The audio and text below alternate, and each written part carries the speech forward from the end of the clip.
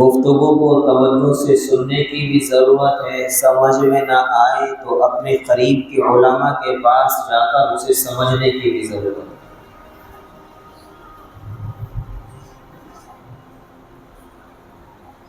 اس وقت کے اندر ملک کے اندر ایک بہت اہم مسئلے کے اوپر بحث چھڑی ہوئی۔ اب خالص وقت یہ نہیں رہا کہ بس وضو کے مسائل بیان کرتے رہو، نماز کے مسائل بیان کرتے رہو، غسل کے مسائل ہی بیان کرتے رہو۔ امت نے علماء کو ان مسائل میں قید کر کر اہم مسائلوں سے روکے رکھا۔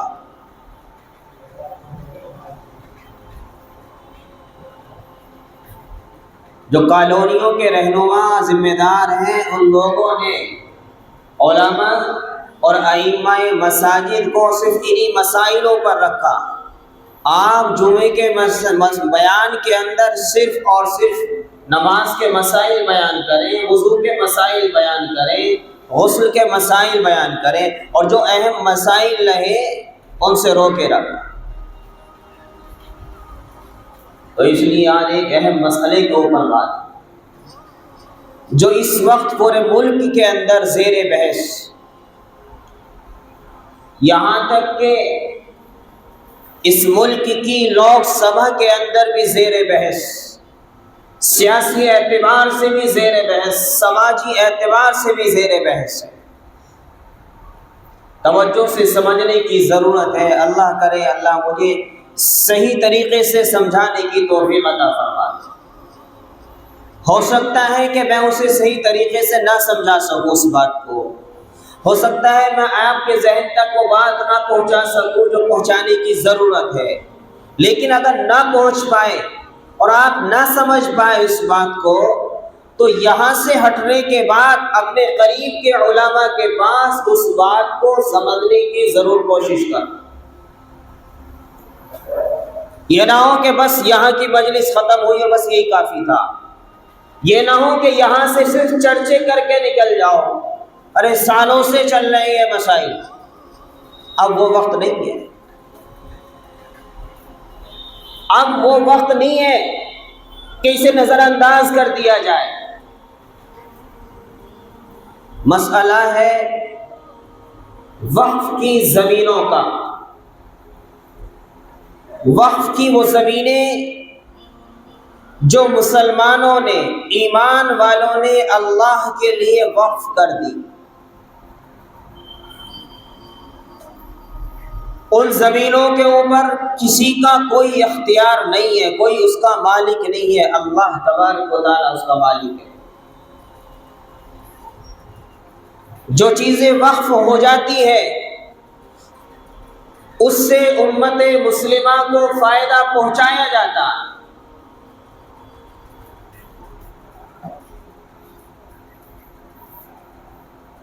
اور یہ سلسلہ سرور کون و مکان جناب محمد رسول اللہ صلی اللہ علیہ وسلم کی ذات اقدس سے شروع ہوتا ہے۔ سب سے پہلے جو وقف زمین کی وہ میرے آقا جناب محمد رسول اللہ صلی اللہ علیہ وسلم نے کی۔ اس کے بعد امیر المؤمنین عمر فاروق رضی اللہ تعالی عنہ نے، اس کے بعد عثمان غنی رضی اللہ تعالی عنہ نے، اس کے بعد حضرت علی رضی اللہ تعالی عنہ نے، اور اس کے بعد حضرت ابوبکر صدیق رضی اللہ تعالی عنہ نے۔ یہ سلسلہ جب اللہ کے نبی سے شروع ہوا تو یہ سلسلہ پھر شروع ہو گیا اور چلتا رہا۔ اور یہ وقف اس لیے ہوئی تاکہ یہ زمینیں جو ہیں امت مسلمہ کی ضرورتوں میں کام آ جائے۔ یہ زمینیں وقف اس لیے ہوئی تاکہ مسلمان جو کمزور اور خستہ حالت میں ہیں، جو یتیم ہیں، مسکین ہیں، بیوہ ہیں، اس کی آمدنی سے اس کی کفالت ہو جائے۔ اب چونکہ اسلام جیسے جیسے دنیا میں پھیلتا رہا اور وہ دینی مسائلوں سے واقف ہوتے رہے، تو جس آدمی نے، جس ایمان والے نے جیسا مناسب سمجھا، اپنی ضرورت کے اعتبار سے زمینیں وقف کرتے چلے گئے، اور یہ سلسلہ ہمارے اس ملک ہندوستان کے اندر بھی آ گیا۔ چونکہ اللہ کا شکر ہے، اسلام تو وہ پودا ہے کہ اسے جتنا تم کاٹو گے یہ الحمدللہ اتنا ہرا ہوگا۔ اسلام تو ایک ایسی شاخ ہے، اسے جتنا تم تراشو گے یہ اتنی پھولتی پھلتی چلی جائے گی انشاءاللہ۔ اسلام پر بھونکنے والے کتوں کی زبانیں بھونکتی رہی، لیکن اسلام کبھی رکا ہے نہ رکے گا انشاءاللہ۔ اس لیے کہ اسلام سچا دین ہے، اسلام انسانیت کو صحیح پیغام دیتا ہے، اسلام انسانیت کو پیار اور محبت کا پیغام دیتا ہے۔ وہ الگ بات ہے کہ مسلمان اسلام کو سمجھنے سے اور سمجھانے سے قاصر ہے، اس میں اسلام کا کیا قصور ہے؟ بہرحال اب یہ اس ملک اور ہندوستان کے اندر یہ سلسلہ شروع ہوا، لوگوں نے بے شمار اپنی زمینیں وقف کی، اور الحمدللہ وقف کے پاس بہت بڑی پراپرٹی اللہ کا شکر ہے آج موجود ہے الحمدللہ۔ تاریخ بتاتی ہے کہ ہندوستان کی سرزمین کے اوپر سب سے زیادہ جو پراپرٹی ہے وقف، اس میں تیسرے نمبر پر آتا ہے۔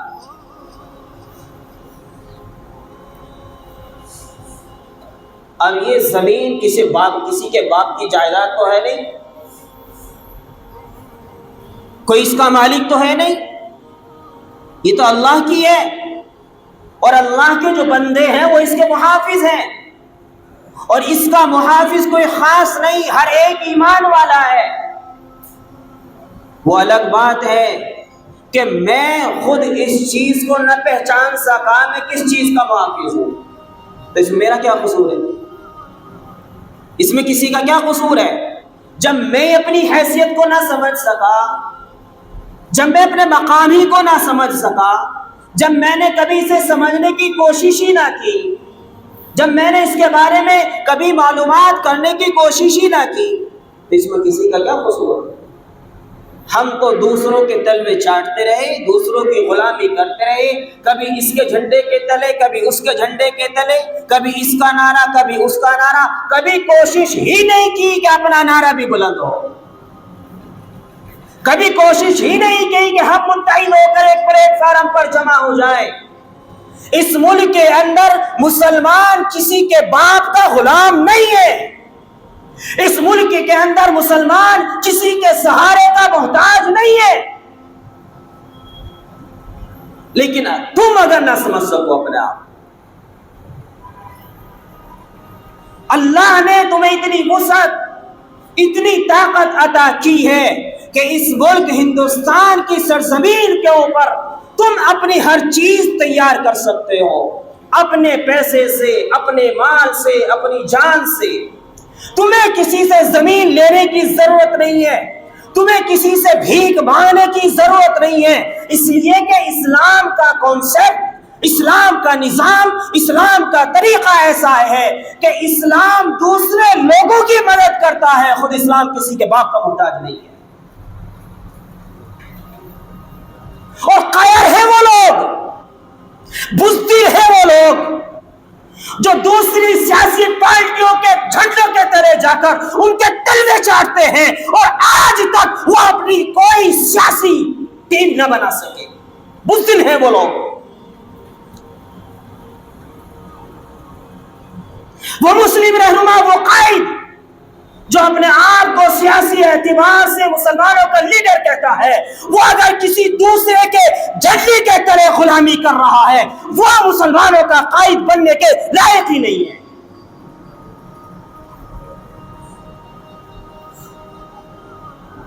کبھی کوئی آ جاتا ہے مسلمانوں کو بہکانے کے لیے، کبھی کوئی آ جاتا ہے مسلمانوں کو بہکانے کے لیے، مسلم قوم ہے، سیدھی سادی قوم ہے، اللہ اس کے رسول کی باتیں کرتی ہے، نہ قتل و غارت گری ہے، نہ کسی کو تکلیف پہنچانا مقصد ہے، نہ کسی کو نقصان پہنچانا مقصد ہے، اللہ اس کے رسول کے سامنے رہ کر، اللہ اس کے رسول کو یاد کر کر اپنی زندگی کو گزارنے کی کوشش کر رہی ہے۔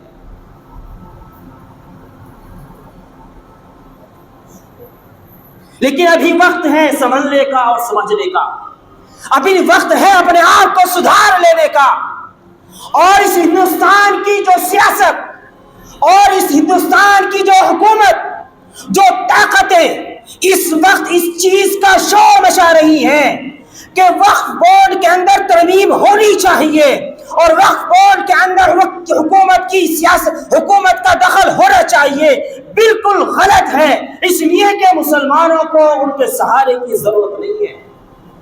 اگر تم مسلمانوں کے اتنے بڑے خیر خواہ ہو، اگر تم مسلمانوں کے اتنے چاہنے والے ہو، اگر تمہیں مسلمانوں سے اتنی محبت ہے، اگر تمہیں مسلمانوں سے اتنا لگاؤ ہے، تو آؤ ہم تمہیں بتاتے ہیں مسلمانوں کی ضرورتیں کتنی ہیں، آؤ ہم تمہیں بتاتے ہیں کہ تمہارے کام کتنے ہیں۔ ارے تم جو روزانہ ہر مہینے اس ہندوستان کی قوم کو راشن بانٹ رہے ہو، راشن بانٹ کر تم ہندوستان کی قوم کو بزدل بنا رہے ہو، اس ہندوستان کی قوم کو بے سہارا بنا رہے ہو۔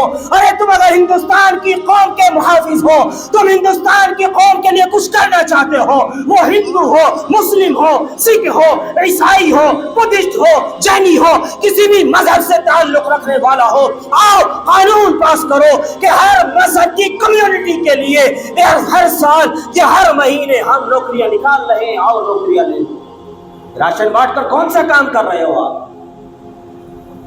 جتنا پیسہ راشن کے اوپر خرچ ہو رہا ہے اس کے آدھے کی تم نوکریاں دے دو۔ بات غلط ہے صحیح ہے؟ اس لیے کہ تم فری کا کھانے کی عادت ڈال رہے ہو، یہ لوگ بیچارے اور کمزور ہو جائیں گے مالی اعتبار سے۔ ارے انہیں محنت کرنے کا جذبہ دو، انہیں کوشش کرنے کا جذبہ دو، انہیں کمانے کا جذبہ دو، انہیں روزگار دو۔ تم ان کے مکانات ڈھا رہے ہو، ان کے کاروبار ڈھا رہے ہو، ان کے بچوں کو جیل کی سلاخوں میں ڈال رہے ہو۔ تم کہتے ہو ہم ہندوستان کے محافظ ہیں، ارے تمہارے سیاسی لیڈر کو قوم کو مارنے کے اعلان کرتے ہیں۔ تم کہتے ہو ہم ہندوستان کے محافظ ہیں، ارے تمہارے قوم کے رہنما، تمہارے قوم کے لیڈر، قوم ہندوستان کی قوم کو مٹانے کے در پر ہے۔ کئی بلڈوزر چلایا جا رہا ہے، کئی قوم کے نوجوانوں کو جیل کی سلاخوں میں ڈالا جا رہا ہے۔ تم کہتے ہو ہم ہندوستان کے محافظ ہیں، ارے آؤ راستے میں چلتے ہوئے مسافروں کی حفاظت کر کے دکھاؤ، راستے میں چلتے ہوئی بیٹی کی حفاظت کر کے دکھاؤ، ارے معصوم بچوں کی حفاظت کر کے دکھاؤ جن معصوم بچوں کے تمہارے ڈاکو، تمہارے بدماش عزتیں لوٹ رہے ہیں۔ کہتے ہو ہندوستان کی قوم کے محافظ ہیں، تم ہندوستان کو تباہ و برباد کر رہے ہو، تم ہندوستان کو نقصان پہنچا رہے ہو۔ اگر تمہارے اندر ذرے برابر انسانیت ہے تو تمہارے دل کے اندر یہ بھی چیز ہونی چاہیے تھی کہ ہندوستان کے اندر دلت ہو، ہندو ہو، بدھسٹ ہو، مسلم ہو، سب کا فیصلہ، سب کا معاملہ، سب کا قانون ایک سا ہونا چاہیے تھا۔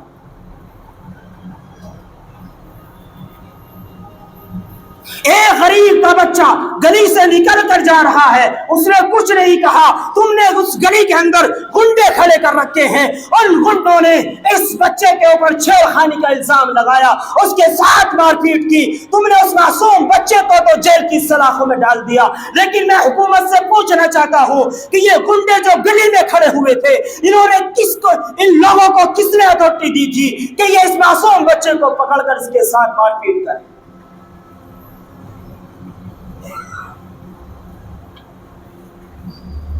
اور وہی ہندوستان کی شاخ، ہندوستان کی ناک، جو ہندوستان کا نام روشن ساری دنیا میں کر رہا ہو، جو ہندوستان کی ترقی کو آگے لے جانے کی کوشش کر رہا ہو، جو ہندوستان کا نام پوری دنیا کے اندر پھیلانے کی کوشش کر رہا ہو، وہی تمہارے ایک لیڈر کے خلاف اگر وہ میدان میں نکل کر اس کے خلاف احتجاج کرتا ہے تو تم اس لیڈر کو اور اس شیطان کو جو معصوم بچوں کی عزتوں کے ساتھ کھلواڑ کرتا ہے، تم اس کی حفاظت کرتے ہو اور ان معصوم لوگوں کو ذلیل و خوار کرتے ہو جو ہندوستان کا نام روشن کر رہے ہیں۔ ارے ہو رہا نہیں ہو رہا ہے؟ لیکن یاد رکھو، تم اگر بزدل ہو گئے تو یاد رکھنا تمہارا ایمان، تمہارا یقین اللہ کی ذات پر نہیں ہے۔ اللہ فرماتے ہیں وَلَا تَهِنُوا وَلَا تَحْزَنُوا وَأَنْتُمُ الْأَعْلَوْنَ إِن كُنتُم مُؤْمِنِينَ۔ خوف زدہ مت ہو، غمگین مت ہو، اگر تو مومن ہے، اللہ کی قسم سچا مومن بننا میرا اور آپ کا کام ہے۔ سارے غموں کو، ساری تکلیفوں کو، ساری پریشانیوں کو، ساری دقتوں کو دور کرنا میرا اللہ کا کام ہے۔ مسلمانوں، اللہ کی قسم آج تک ان علماء کی ہم نے نہیں سنی ہے، آج تک ہم نے قوم کے رہنماؤں کی نہیں سنی ہے۔ میں کہتا ہوں کہ بی جے پی والوں کا بہت بڑا احسان ہے مسلمانوں کے اوپر، اس لیے کہ انہوں نے سکھا دیا ہے کہ تم مسلمان ہو۔ یاد رکھو، مسلمانوں کو طلاق کا مسئلہ معلوم نہیں تھا، بی جے پی نے وہ طلاق کا مسئلہ اٹھایا، مسلمانوں کو طلاق کا مسئلہ معلوم ہو گیا۔ ہوا نہیں ہوا؟ کبھی خود سمجھنے کی کوشش کی؟ مسلمانوں کو پردے کا مسئلہ معلوم نہیں تھا، وقت کی حکومت نے اس مسئلے کو اٹھایا، مسلمان پردے کی اہمیت کو سمجھ گیا۔ سمجھے یا نہیں سمجھے؟ کبھی مولویوں کی بات سمجھ میں آئی؟ کبھی قوم کے رہنماؤں کی بات سمجھ میں آئی؟ اور آج جس طریقے سے ہم وقت سے ناواقف ہیں اور وقت کو نہیں جانتے اور سمجھتے ہیں، یہ بھی وقت کے حکمرانوں کا احسان ہے کہ چلو تمہیں کم سے کم یہ تو پتہ چل جائے کہ تمہاری ہندوستان کے اندر کتنی حصے داری ہے، تمہیں یہ تو پتہ چل جائے کہ ہندوستان میں تمہاری کتنے ساجھے داری ہے۔ یہ ان کا احسان ہے یا نہیں ہے؟ ورنہ ہم نے تو کبھی نہیں سمجھا۔ اگر ہم سمجھ جاتے، اللہ کی قسم میں کہتا ہوں کہ اگر ہم سمجھ جاتے، اللہ کی قسم، ہر مسجد کے امام کے ساتھ ہر مسجد کے مقتدی نکل جاتے میدان کے اندر، اور میدان کے اندر نکلنے کے بعد جہاں مسلم پرسنل لا بورڈ کا آفس ہے وہاں پہنچ جاتے، جہاں جمعیت علماء ہند کا آفس ہے وہاں پہنچ جاتے، جہاں وقف بورڈ کا آفس ہے وہاں پہنچ جاتے، اور اللہ کی قسم ہر مسجد کے امام کے جھنڈے کے تلے جانے کے بعد اور وہاں پہنچنے کے بعد آپ یہ کہتے کہ وقف کی زمین ہمارے شہر کے اندر بتاؤ کتنی پڑی ہے، وہ مسلمانوں کی ملکیت ہے، وہ مسلمانوں کی جائیداد ہے، مسلمانوں کو اس سے فائدہ ہونا چاہیے۔ ہم تم سے پوچھنے آئے ہیں، ہمیں یہ بتاؤ مسلمانوں کی وقف کی زمین میرٹھ شہر کی زمین کے اندر، مظفر نگر کی زمین کے اندر، اور اسی طریقے سے سہارنپور دیوبند کی زمین کے اندر، علی گڑھ اور اسی طرح باغپت، یا اسی طریقے سے ہندوستان کے اندر یہ فضا چل جاتی، اور اپنے امام کے جھنڈے کے تلے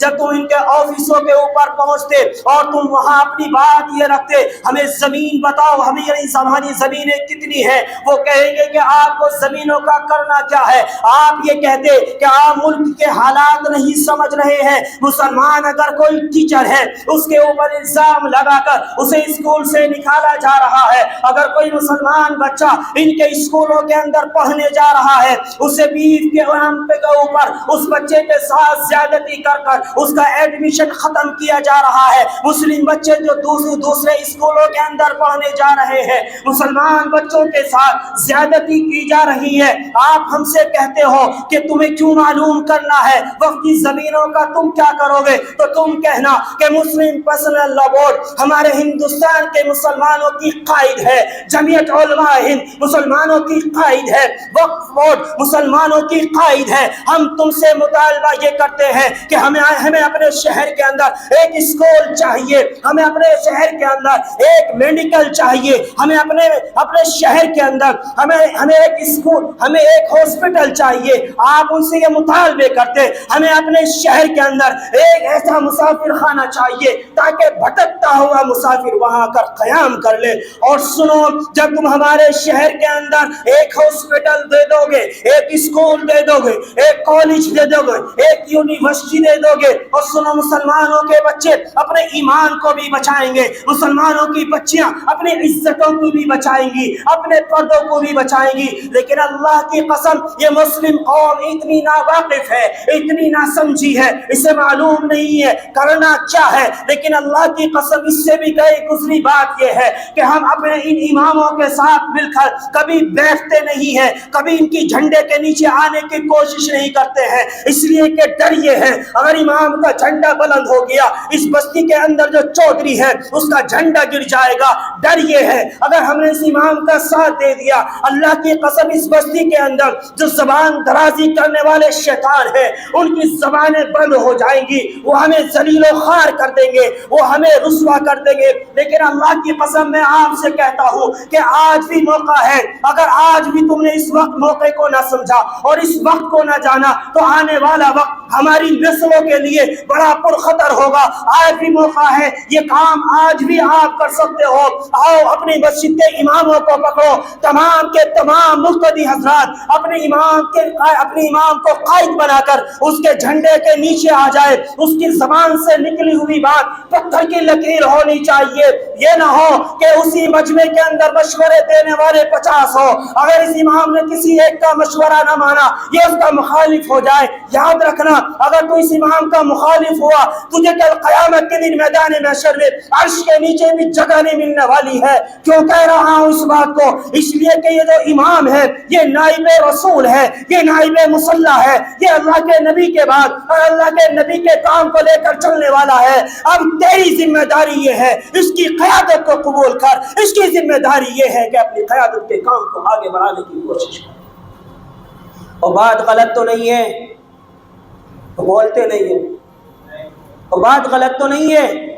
اور یہ مت کہنا کہ میں اپنا جھنڈا بلند کر رہا ہوں تو مجھے چھوڑو کسی اور امام کو کھڑا کر دو۔ اللہ کی قسم اللہ کا یہ بندہ رسول اللہ کا یہ امت اس کے جھنڈے کے تلے ہو کر انشاءاللہ اس کی قیادت کو قبول کرے۔